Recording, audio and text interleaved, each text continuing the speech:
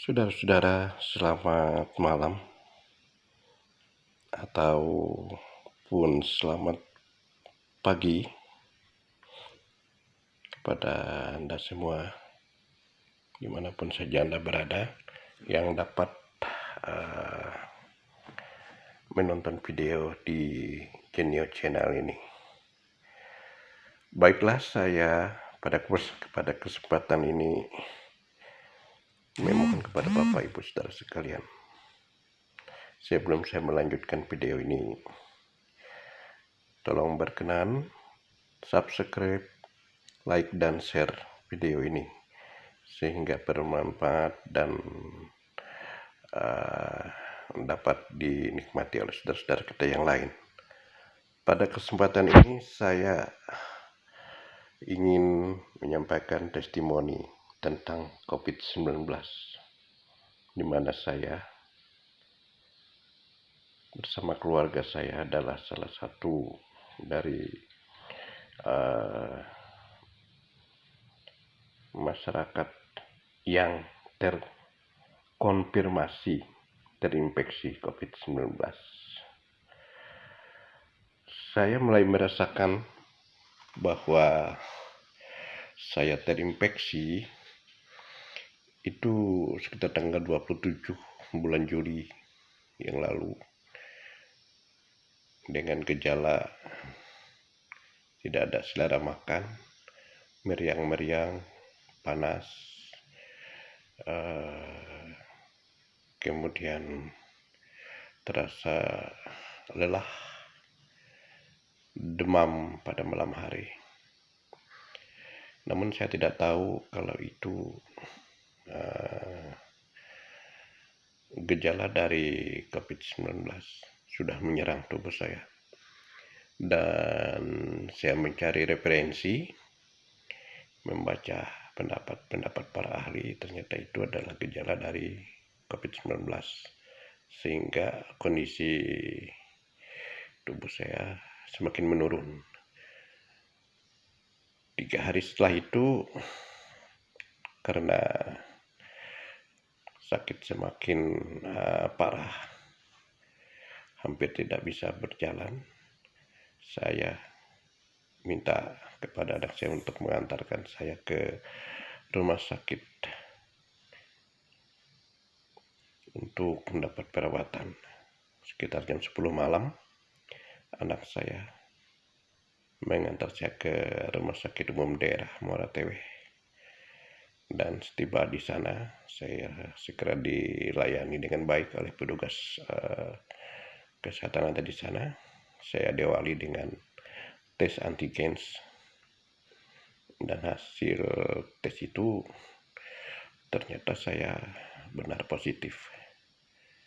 Namun pada saat itu saya tidak menduga kalau istri dan anak saya yang di rumah juga telah terinfeksi.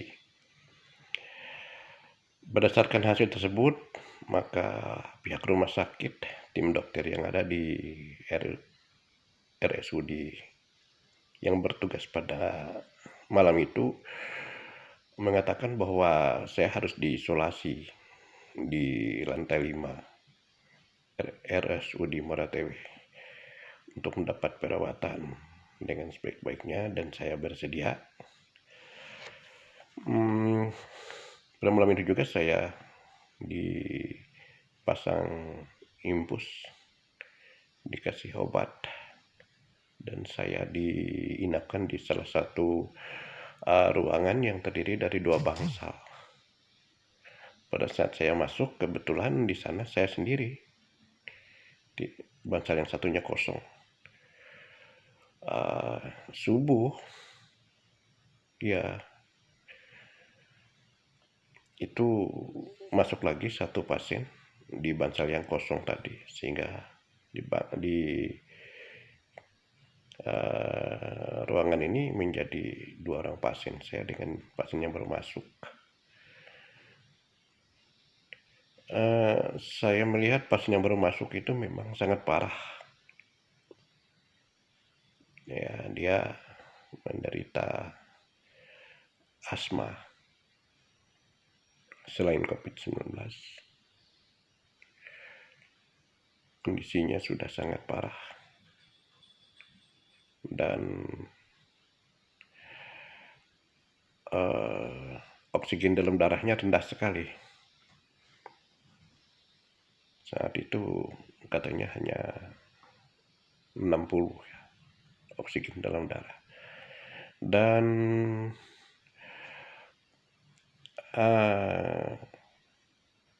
besok siang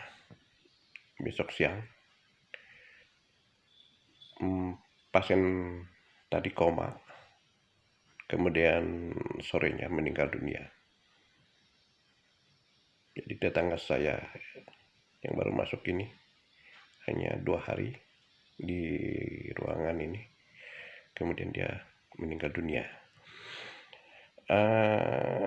Saya kurang memahami proses bila pasien COVID meninggal dunia.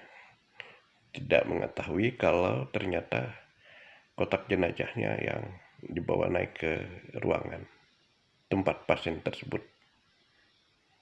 Jadi ke kamar saya dimasukkanlah peti jenazah oleh beberapa orang petugas rumah sakit yang bertugas menangani penanganan pasien yang telah meninggal. Kemudian dibawa keluar, dievakuasi, dan konon dimakamkan di salah satu tempat, katanya di pemakaman kilometer 7. Tidak berhenti sampai di situ. Kamar tadi saya sendiri bermalam, malam berikutnya. Jadi satu malam saya sendiri. Besok pagi pukul 9 pagi masuk lagi pasien yang lain yang kondisinya juga relatif parah, batuk, tetapi masih bisa berjalan ke WC, masih bisa. Tetapi saya tidak mengerti juga mengapa pasien yang satu ini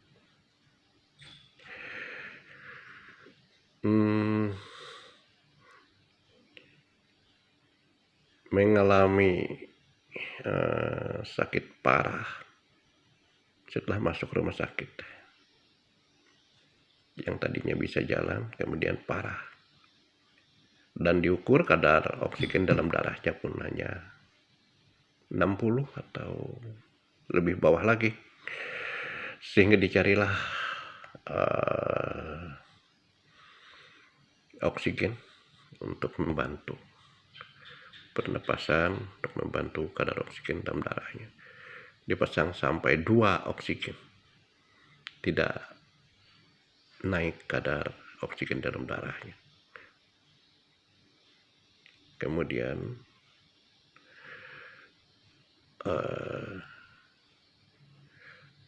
tidak sadar dan paginya meninggal dunia. Jadi di kamar saya ada 2 pasien yang meninggal dunia dari 2 bansal. Saya merasa sangat stres, benar-benar sangat stres saya, walaupun selalu dihibur oleh petugas yang ada di sana. Tidak cuma itu, siangnya pasien yang berseberangan kamar dengan kamar tempat saya juga tiba-tiba meninggal dunia. Dan saya menyaksikan perawatan terakhir pasien yang satu ini. Ini benar-benar membuat saya stres, ingin pulang. Sepertinya tidak ada harapan. Walaupun secara fisik saya sudah relatif sehat, sudah bisa makan, bisa minum susu, bisa kopi bikin sendiri, teh juga bikin sendiri, dan juga saya bisa makan rujak yang dikirim anak saya. Kemudian buah-buahan, pisang, sudah mulai sehat sebenarnya saya. Dan saya minta kalau bisa, kalau tidak bisa pulang, saya minta saya ditempatkan di kamar yang lain. Dan oleh petugas rumah sakit, saya dipindahkan ke salah satu ruangan PIV yang kosong. Untuk itu saya sangat berterima kasih dengan petugas kesehatan di Rumah Sakit Umum Daerah Moratewe. Di ruang PIV lah saya bisa istirahat dengan bagus, tidak ada gangguan, dan tidak begitu stres. Walaupun saya belum bisa pulang, ya, karena proses pemeriksaan ronsen, darah, dan tes PCR saya belum keluar. Namun 3 hari di ruangan VIP ini saya diberitahu bahwa saya bisa pulang sorenya, dan hasil ronsen telah diterima, disampaikan kepada saya dan dijelaskan bahwa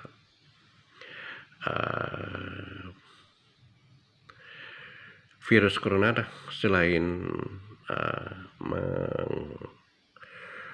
menyerang di saluran pernapasan juga sudah mulai menyerang ke paru-paru saya, ya, ke paru-paru. Tetapi ini harus ditangani berobat lebih serius. Kemudian saya pulang, diberi surat untuk isolasi mandiri di rumah selama 2 minggu, 2 kali 14 hari. Dan saya pulang ke rumah, dan saya sudah tahu kalau anak istri saya di rumah juga terkonfirmasi positif, dan mereka isolasi mandiri yang ditangani oleh puskesmas. Sehingga kami sama-sama isolasi mandiri di rumah. Saya di lantai 2, anak dan istri saya di lantai 1. Pada hari ke-7 isolasi mandiri dilakukan kembali tes PCR. Ternyata hasilnya masih positif. Dan 7 hari berikutnya juga dilakukan tes kembali. Hasilnya negatif. Jadi baru kami terbebas dari isolasi mandiri. Walaupun pada saat tes pertama, setelah tes saya mencoba tes antigen, ternyata sudah negatif. Namun yang dipakai adalah hasil tes swab PCR. Itulah pengalaman saya dan keluarga yang terkonfirmasi terinfeksi COVID-19. Jadi kepada Anda semua, saya sarankan jangan sampai terinfeksi. Jauhilah. Jangan sampai. Karena benar-benar sakitnya di antara hidup dan mati. 50-50. Untuk itu, laksanakan anjuran pemerintah berupa selalu mencuci tangan, kemudian menjauhi kerumunan, menjaga jarak, dan yang penting juga ikuti kegiatan vaksinasi dosis 1 sampai dengan dosis 2. Walaupun faktanya saya, istri saya, dan anak saya semua sudah divaksin, namun ternyata kami juga terinfeksi, tetapi tingkat keparahannya tidak separah pasien lain. Padahal saya sudah